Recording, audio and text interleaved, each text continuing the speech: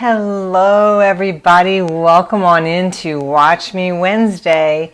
Today I've got a couple special things for you. I've put information above me so you can read it when I'm done with the video, but I am so excited to show you this little technique. It's for a string block so that you can make string blocks to create a quilt. So a lot of you have been seeing the ones that I've created here, and I am going to show you how to do that.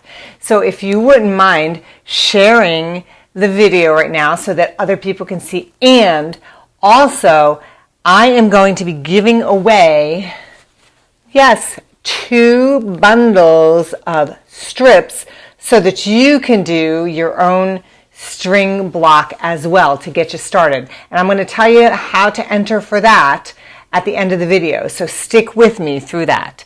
So I want to get right into it because we've got a little bit of time to do this, and I'm going to show you exactly what you need to do.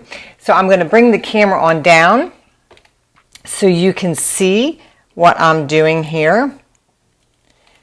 Okay, so let me just lean it back just a little more so you can see. So a few things that you're going to need, like I said, we're going to create these strip blocks, but you're going to need a square ruler, okay? And I use these Carol Doak newsprint papers. I sell them on my site. The link is above me so that you can purchase those if you so desire. I find these really helpful and easy to peel away. The first thing that I did, the cool thing, first of all, is that you can make these in any size you want. I decided that when I made my blocks that I was going to do 4.5-inch squares and 8.5-inch squares. Okay, oops, this way. Camera's this way. It's always a challenge mirror image. So I did 2 different sizes, but the neat thing is you can see that I put a black strip through the middle. That acts kind of as a sashing block. So when you lay your blocks out, if you can see here, that it acts kind of like a sashing block. Same with the little ones. So depending on how you set it up, you'll see that they become like a sashing. So you can put a white or some other color in there. And I just pulled scraps out of my scrap bin and cut them into, I did mine, and you can see here, in 1.5-inch strips, which is what I like. You can use larger strips if you so desire, but I wanted to use 1.5-inch strips because I think the scrappier the better. And of course I used fabric from my fabric line. So what I did, now you can do a couple things. What I did on my papers is I drew a line down the center as my guide, just to start off the first, or you can draw 2 lines down the 1/4 inch from the center as a guide, but I like the line down just so I can find my center a little easier. Now the blocks are made the same. It doesn't matter what size you are doing. So the first thing you're going to do, and I have some prep work there that I did, the first thing you're going to do is you're going to take 2 strips, and the strips need to be larger than the block itself, okay? So because they have to overhang, and then we'll square it up. So the strips I've cut are, like I said, 1.5-inch strips, and then you're going to place your strips right side together.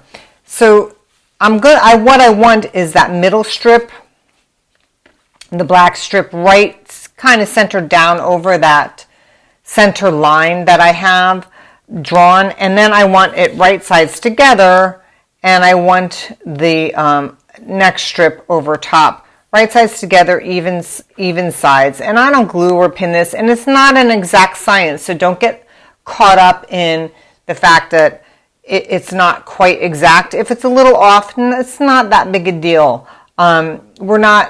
This is not going to be one of those accurate kind of piecing things. But we want it to hang over the edge of the block on either side. So it needs to hang over a good little bit on either side. So now let me show you. I'm going to take you over to the sewing machine, and I'm going to show you what to do here, okay? So let me just bring this over here, and we're going to get you in and show you how it gets sewn up on the machine. Really super easy. And let me get that down in there. Okay, so now we want to set our machine up for paper piecing. And I actually have my 1/4 inch foot on because I was working on something else, but I also want to use the 1/4 inch foot for this as well. It's not staying in there. So this is my new contraption, and I don't want it to swing around. Whoops, there we go. Let's see if we can get it to stay here. Sorry guys, I hope I'm not giving you getting you a little nauseous here. Let's see if I can get it here better. Here we go. There we go. There we go. Now I got it. Okay, so we're going to use your 1/4 inch foot here, and we want to set your stitch length to 1.5 because we're going to be paper piecing. So we want the seam to be strong so that we can pull away the paper a little bit easier than you would if you had a normal stitch at 2.5. So I'm going to go ahead and I'm sewing at a 1/4 inch with my foot, and I'm starting off of that paper, and I'm going to go straight through to the other side and come off the paper here. Now, I don't fuss or muss with this.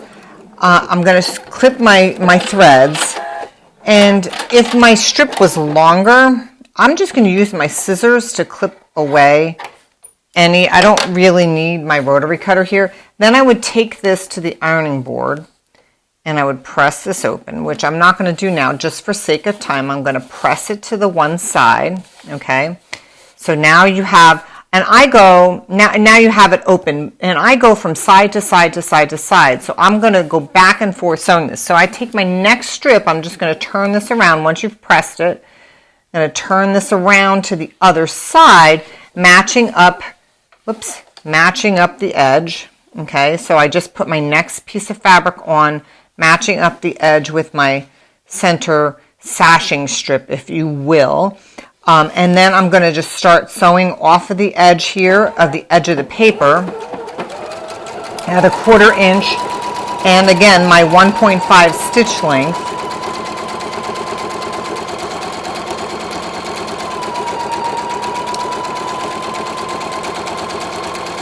Coming off of there, cut your thread, and then I'm just going to trim this down here a little bit. So you're going to keep going in that fashion.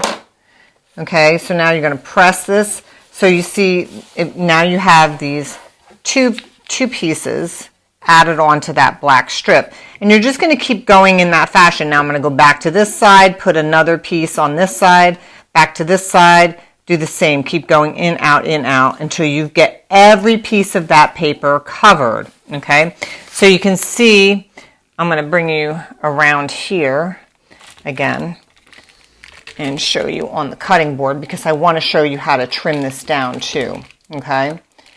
Because that's super important. So we have our pieces, and we have you have this section now where you have the 3 pieces on. You just keep continuing until you have your entire piece covered, okay? Then once that entire piece is covered, you can see what it looks like on the back here, okay? That's important because you can see how my fabric extends past that. Now all I'm going to do is I'm going to simply take my ruler, and I am going to trim it down, okay? I'm going to trim it down into that 4.5 inch square that I made. Now again, remember, you can make these any size you want. I just wanted to make 4.5 inch squares and 8.5 inch squares.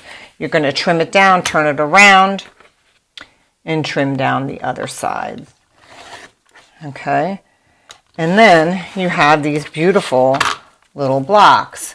Now let me just show you again with the small blocks here what happens when you put these black together. See how it creates kind of like a sashing?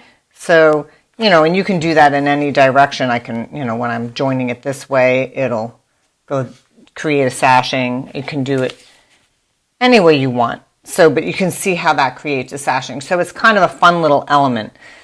Okay, so that's super duper easy. Once you're done with those, obviously you're going to take the paper off. They just peel off nice and easy. Don't sew together. Don't sew these together with the paper on, because then you're sewing through 4 layers and multiple seams as well. So take the paper off before, because now you have a nice squared up block. All right, so let me bring you back up so you can see me. I'm not sure that's who you want to see, but anyway. So I want to tell you again how to get into the giveaway for these guys, the strips, because I'm giving away two sets of 4 strips to 2 lucky people, and I bet you want to know how to do. All you need to do is, when I'm done here, I'm going to upload this video to my YouTube channel. You have to go over to my YouTube channel, and the link is above me. Go over there, put a comment in my YouTube channel on this video, this same video, put a comment, and tell me what kind of quilt you would make, and who might you make the quilt for if you were to win the strips. And also subscribe to my channel if you haven't already, so that and let me know. And that's it. That's all you need to do. The giveaway is open through next Tuesday night, midnight Mountain Standard Time, Arizona. And then I'll announce the winner next Wednesday. So these are going to belong to somebody for sure. And then I have 2 other little quick announcements for you. If you have not already reserved your quilty box, today's the last day to reserve it. I'm the designer for October, and the boxes are going to be going out in, I think, in a week or so. So if you want to be sure to get one of those boxes with my new project in there, with my Mandala Magic fabric collection, go over to Quilty Box and reserve yours. The link is above me. And one other thing, I also put my treasure chest online class on sale through tomorrow. That's it, through tomorrow, 20% off for $9.60. And the code is above me, and so is the link. You can go ahead over there, join in on the class for $9.60.